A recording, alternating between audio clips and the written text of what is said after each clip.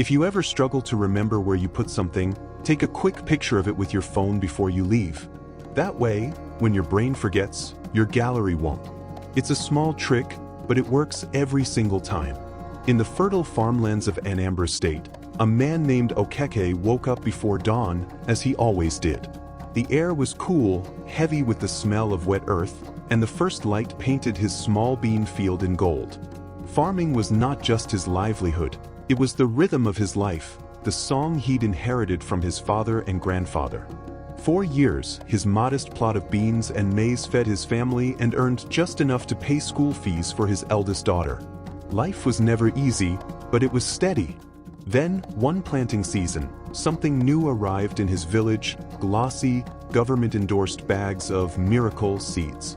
The kind of thing that looked more like a product from a foreign supermarket than a farm supply store. They promised higher yields, resistance to pests, and a future free from hunger. The agricultural officers who brought them wore crisp shirts, carried clipboards, and spoke with the confidence of men who had never bent their backs over a field in the midday sun. Okeke listened, and he believed. The seeds were genetically modified, created in distant laboratories, altered so they could fight off the pests that usually wiped out half the harvest. Officials called them a revolution for Nigerian farming. Television reports spoke of science meeting tradition, of a new dawn for farmers. Agricultural officers smiled for cameras as they handed them out, telling men like Okeke, "These will change your life." And at first, they did. That year, his harvest was rich, fuller than he had ever seen. The beans were plump, the maize stood tall and proud. His neighbors admired his fields, and the extra income bought a second-hand motorbike for his son to help take produce to the market. For the first time in years, Okeke felt he could breathe without the weight of worry. But the next planting season, Okeke made a discovery that would change everything. The seeds from his abundant harvest couldn't be replanted. They simply wouldn't grow like the traditional seeds he'd always saved. The fine print on the glossy bag said it clearly: farmers must buy new seeds every year. The cost was higher now. Still, he told himself, if they worked once, they'll work again. He sold 2 goats to cover the expense.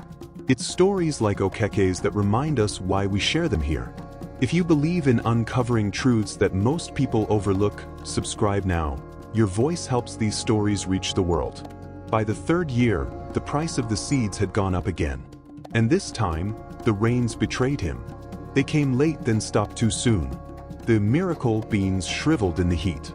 His old seed varieties, once kept in burlap sacks in his barn, were gone, replaced entirely by the GMO seeds. The soil that had embraced his father's crops now seemed to reject them. With nothing left to plant and no money for the new season, Okeke took a loan from a local moneylender. The interest was merciless. The harvest that followed barely covered his debt. Okeke's story is not an isolated tragedy.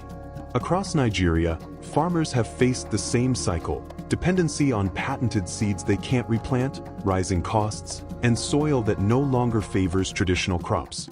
In some villages, elders whisper about how the seeds changed not just their farms, but their way of life. By December 2024, something broke.